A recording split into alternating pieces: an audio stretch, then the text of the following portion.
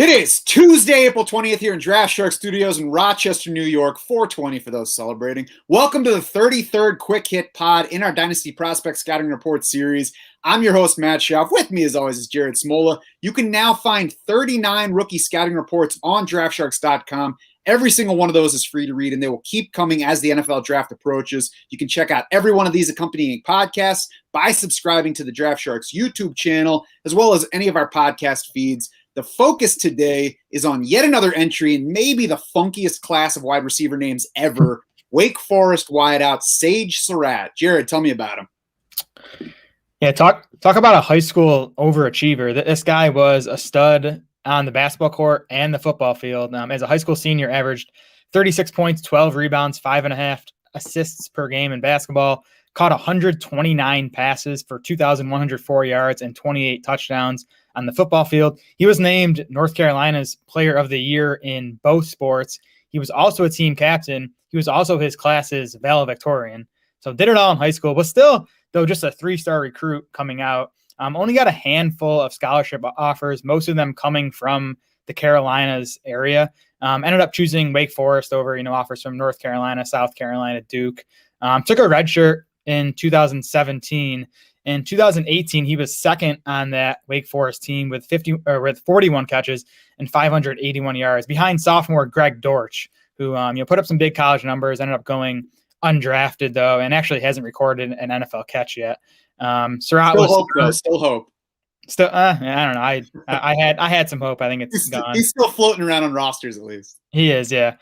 Surratt was third on that team in touchdowns behind Dortch and senior Alex Bachman. The market shares that year for Surratt, 17% of the catches, 19% of the yards, 16% of the touchdowns. Was one of the most productive receivers, at least on a per game basis, in 2019. He averaged 7.3 catches, 111 yards, and 1.2 touchdowns per game across his 9 outings. Actually led all Power 5 wide receivers with 1,001 receiving yards at that point. His season ended, though, with a right shoulder injury against Virginia Tech that required surgery. In those 9 games, though, Surratt accounted for 30% of Wake's catches, 35% of the receiving yards, 44% of the receiving touchdowns. So big market shares. Unfortunately, he had that shoulder injury. Then he opted out of the 2020 season, due to COVID concerns. He accepted his invite to the Senior Bowl this past winter. He didn't record a catch in that game, though.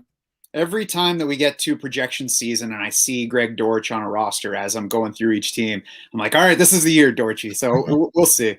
Sage Surratt, though, is the younger brother of fellow draft prospect Chaz Surratt, so you don't want to face their family in like a Thanksgiving football game situation. Chaz is a linebacker from UNC. Before that, he was a quarterback. He was Sage's quarterback through most of high school. As you mentioned, Sage led the state in receptions, yards, and touchdowns as a senior, even without Big Bro as his quarterback. Finished his basketball career as the state's second all-time leading scorer, behind only Jameson Curry, who starred then at Oklahoma State, was a second-round pick in the NBA, so pretty good basketball player in his own right. Sage Surratt could have actually walked onto the UNC basketball team if he had accepted his scholarship offer for football at North Carolina, but did not follow his big brother there. You mentioned the college highlights for Sage Surratt in limited time at Wake Forest, so really, I don't think there's a whole lot more to go into here because he did opt out of that third season. So let's move to the tape, Jared. And why don't you tell us what you saw as you watched Sage Surratt? Are we going Surratt or Surratt, by the way? I did like 5 minutes of digging. It is Surratt. I did some I watched some highlights just to confirm it. Okay. I thought I heard pronouncers announce it both ways, but you probably did. Yeah. So He's 6'3", 209 pounds, and I think he plays even bigger than that. Pro Football Focus actually called Surratt the best receiver in the class in contested situations. He converted 18 of 30 contested chances in 2019. He's also comfortable, going over to the middle of the field in traffic, making catches. He can work through contact from opposing DBs.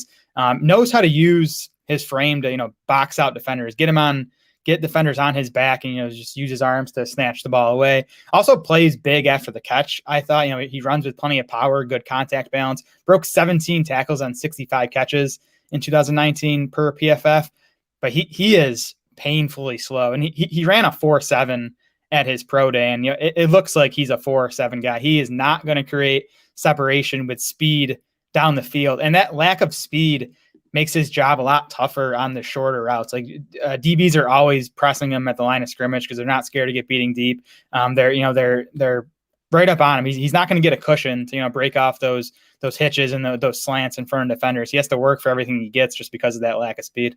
Yeah, I'm not going to lie. I did not even bother watching any more clips beyond what was in your article, except for the highlight video to confirm the pronunciation of the last name for a couple reasons. One, I spent the morning at the car place waiting for my van, so it's limited time. And two, I just haven't come across a reason to get excited about Surratt. I don't have time for everyone, so some of these guys I just have to trust my guy Jared and move on to somebody else.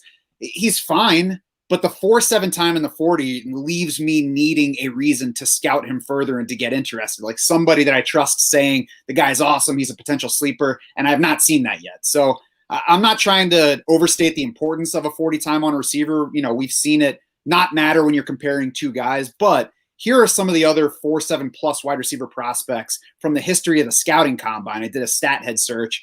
Jawan Jennings, Quintez Cephas, Lil Jordan Humphrey, Devin Funchess, Ernest Wilford, Anquan Bolden. Again, I looked back through stat head for the entire history of the scouting combine. And those last three guys are probably the most significant names in that 4.7 plus category. Anquan Bolden was really the only guy on the entire list that you could count as an NFL success. And most of the guys in the group are bigger than Sage Surratt.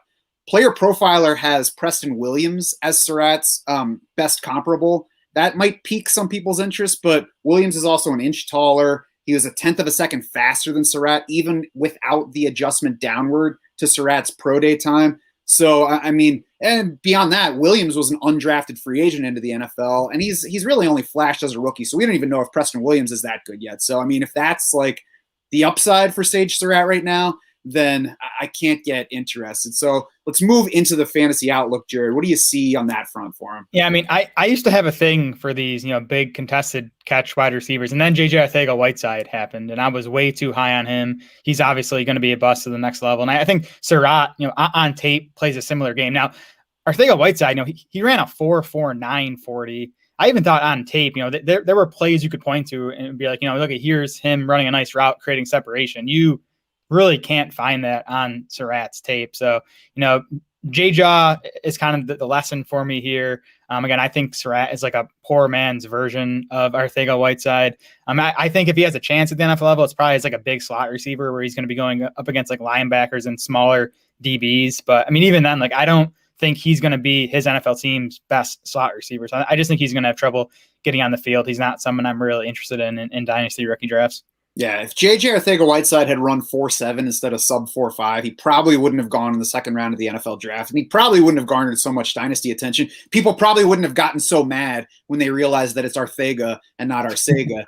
But you, one of the FF Astronauts guys, and then even Lance Zierlein of NFL.com have all compared him to J-Jaw. So, I'm a hard pass on a slower J-Jaw, at least until we get late enough into a rookie draft where it's like the why not phase and you take whoever you want. Yeah, and like you mentioned, J-Jaw was a second round pick, so obviously the Eagles were fooled too. I'd be shocked if Surratt's not a day 3 guy. Head over to draftsharks.com now. You can read Jared's full scouting report on Sage Surratt. While you're there, check out the 38 other prospect scouting reports we've already posted. Check back for more right up until the NFL draft. As I've mentioned, those scouting reports are free to read, but you should lock in your DS Insider access so you can see where all these guys besides Surratt sit in our dynasty rankings right now. You can access our 2021 redraft rankings. You can see our rookie rankings once they hit the site. The draft board is ready to help you right now. It's just sitting there waiting for your name at the top, waiting for your customized rankings and league settings just to help you get through every single draft that you're looking to do. You can also find us on Twitter. We are at Draft Sharks. Jared is at SmolaDS. I am at SchaufDS. It's SCHAUF.